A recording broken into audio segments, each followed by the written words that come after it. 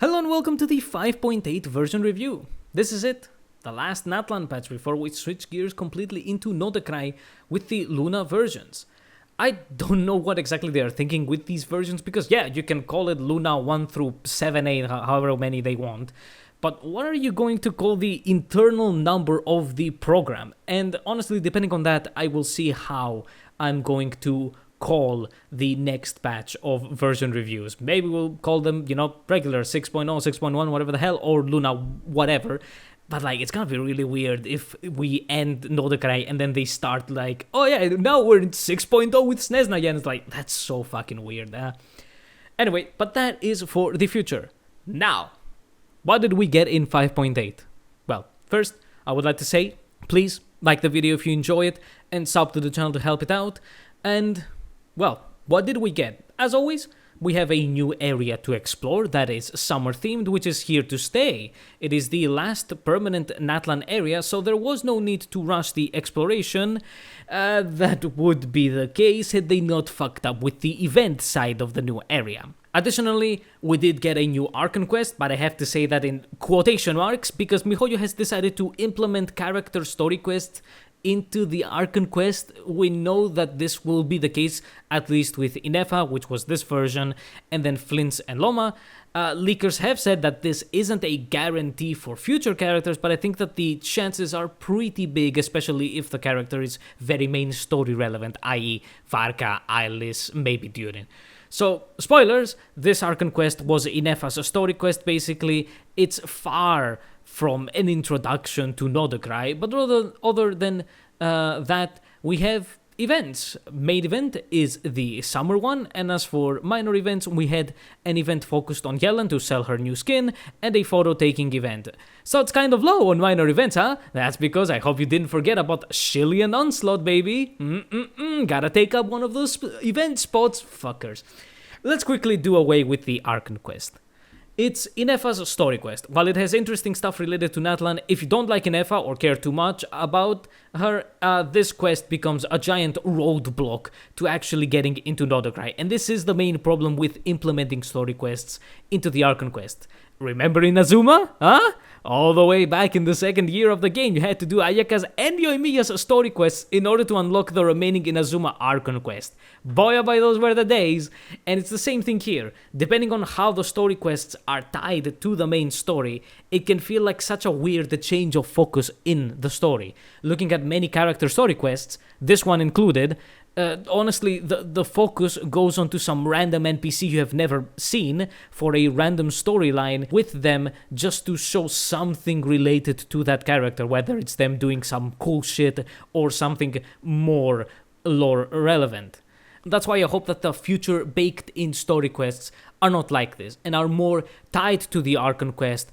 It's just that this part of it is more focused on a specific character. With Nodecry having the multiple factions kind of, like Natlan's tribes, I think it can be much easier to pull off compared to the Inazuma thingy or what happened right now, because what does Ineffa have to do with Natlan?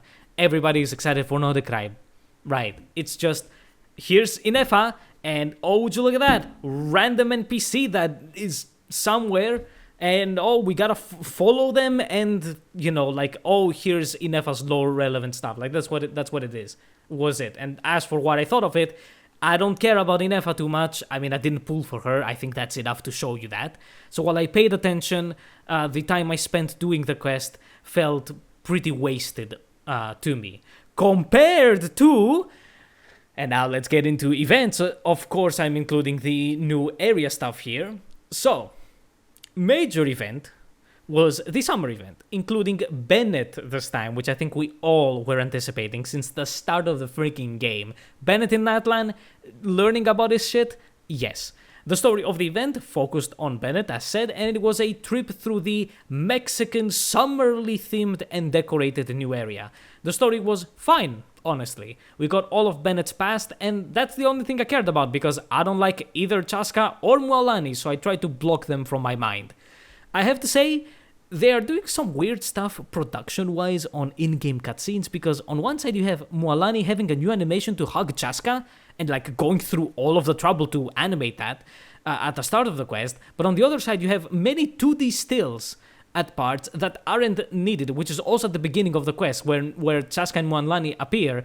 Like, they show a 2D still of Mualani and Chaska, and like, why the fuck isn't it just in-game cutscene of Mualani surfing on the water, which you can do, that's what she does, and then Chaska on a boat model. Like, that's what the still was. Why did there need to be a still?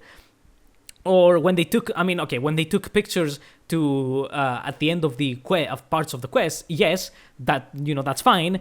But although if you compare them to what was happening in the 3D version compared to the 2D still, you're like, that was not what's happening. There was a lot of that. So yeah, like kind of weird 2D stills. Or in the very important moments for Bennett, not using a new animation for Bennett to hug his parents, opting for a horrendous hide behind the shitty camera angle kind of thingy to hide the reuse of an animation. Like, really? Really? We have the not necessary at all Mualani hugging Chaska, and then the most important thing for Bennett, no. Like, really? Also, can we mention how dumb Bennett's parents were? Okay, you begin an adventure group and you did the dirty while traveling and you have a kid. Why the fuck did they decide to jump into literal hell while still carrying the baby? Like, why? Brother, like, yes, maybe they didn't necessarily want to end up in Mare Jivari, but you had a baby. Maybe you should think, hey, let's fucking go back? No, they just jumped into Mare Jivari, into literal hell, and that's it. Like, really? What kind of brain fart did they get? And speaking of the Mare Jivari, why the fuck is a very important lore quest shoved to the side as an unvoiced good luck finding it side quest? Motherfucker, we got Enju's end of his arc, and we fought a fucking kaiju, and you make it unvoiced? Like, really? And a side quest? So in general, quest was fine. It did feel like it started dragging a bit at some parts, and also the Natlan playable characters randomly knowing how to play instruments at the end was very, very weird. Like, oh, Kinich knows how to play a fucking, like, a synthesizer. Like, what? Huh? A synthesizer? Also, a synthesizer exists? Like, why? It was really weird. Exploration time, though. And it sucked. Couldn't you guess that I would say that? The entire area is you constantly switching from Asha to your characters because all of the puzzles require them. It's no different to the Saurians in all of Natlan. At least they controlled better than them. That is because no character can be an Asha compared to the Saurians, right? You make the Saurians shitty to control, so you pull for the characters, right? But there's no counterpart for the Asha, so I guess we have to make them control well. Even if the Asha just straight up stole 2 of the Saurus' powers, by the way. So yeah, not a single elemental puzzle to be found, and all of the painting puzzles were so simple my dog could do them. I seriously hope that Nodokrai goes back to actual puzzles that require more than a single brain cell to do them. Like, come on, the entirety of Natlan had 3 elemental puzzles in all of it, and all of them were pyro totems. Where's the environmental reaction with elements like in Sumeru? Honestly though, I doubt we will ever see good puzzles.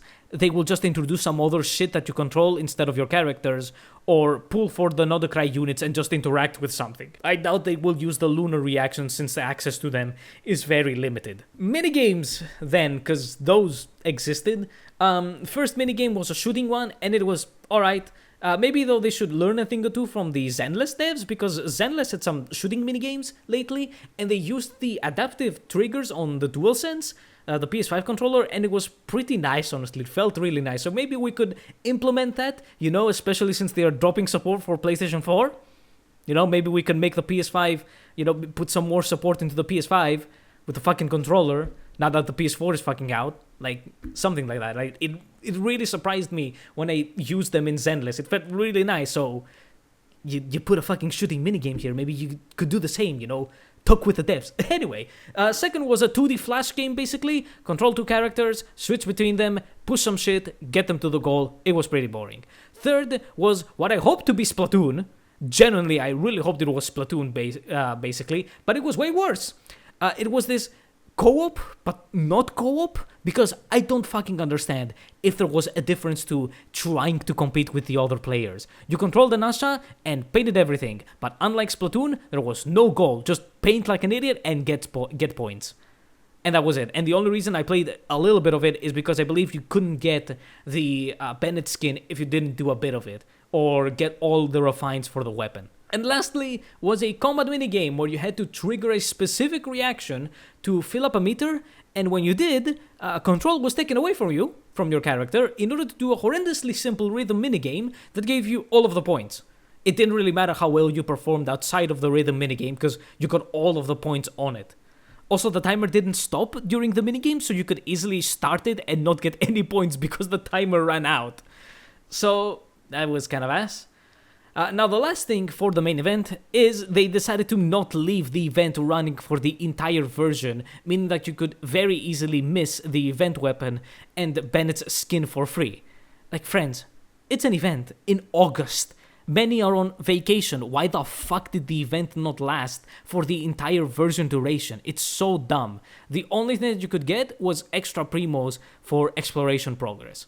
Also, the Claymore is kind of okay, though the event weapon, but you know, you needed R5, else it's useless. So why the fuck didn't everything last for the entire during that? Fuck out of here. Now let's just go to minor events. Quickly to get rid of it, Shillian Onslaught wanted Electro Charge or Lunar Charge, but Electro Charge worked fine with the new Cactus boss. The Turtle was basically undoable without Moalani or a 6-6 Gaming, because this is Genshin Impact. There aren't many teams that do a single tick of damage every 3 seconds. Every showcase that I've seen had a C6 Gaming, which good fucking luck getting the C6 Gaming, or Moalani. Don't like her? Fuck off! And last was the Papilla. Oh my. Kill yourselves. Quite literally. I will not say anything more about the absolute bullshit mechanics they put on the Papilla. Other than that dog shit was a photo-taking event to visit all of the previous nations, and if you like that sort of stuff, then good for you. Although it included playable characters, they were unvoiced.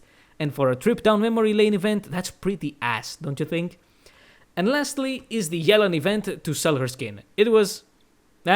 didn't care at all because I don't like Yellen. You visited places and played Spot the Difference to a photo. And that's it. Also, the, detector thingy had some really weird sensitivity. Other times, it would just find the thing that you're looking at. Other times, you would need to wait, 5 seconds for it to wake up and see that you're looking at the different thing. Fuck out of here. And that is for minor events and the version overall. It was fine. Where would I put this summer event compared to previous ones? I would say that story-wise, it's equal to the second Grand Apple Archipelago, with the first one still being at the top, because it had really nice characters, the interactions and the lore was really nice. The second one was quite literally Persona 4, in every sense of the way. So, the unoriginality of it makes it fall down. Also, I didn't care a lot for many of the characters in it. For this one, seeing Bennett's entire story is the reason why it ranks this high. I don't care for Moalani or Chaska, as I said, so yeah, Venti was there, that was nice. Aoife and Ordon, you could find them, that was kind of nice. But yeah, Bennett's entire story carries it onto that position. The other summer events story-wise are kind of so they fall down. But exploration-wise, it's at the bottom, because I didn't get to use my characters, and the puzzles were ass. Nothing will beat the first Grand Apple Archipelago. It had everything. You want something different? The start of it was the Wave Rider. You want actual exploration? The next days were just exploration. You had the Dodoko mini games, which were basically exploration, that was nice, but then you also just used your characters. You used their elements. Heck, there was a fucking silly that led you back to Mondstadt. It was interesting, good, and fun. Compared to this shit. Yeah, Archon Quest depends on if you care about Ineffa, and the minor events were nothing burgers at all. So, next time we talk version review, it's going to be Nodecry, and I hope that we have a turn for the better on exploration. I think story-wise, we will be good, although that depends on the story quest implementation, as I said. But yeah, we really, really need exploration to become interesting, because, Natlan was ass. Please. Wake the fuck up. You didn't use your characters, everything was just an interact button for puzzles, there wasn't anything interesting, and, yeah. Then you didn't even use elements elements, the fucking basis of this entire fucking game. Also, my goodness, we have a lot to cover on the new features that they decided to bring in, huh? You know very well what I'm talking about. But that is for another time. See you in another video. Goodbye.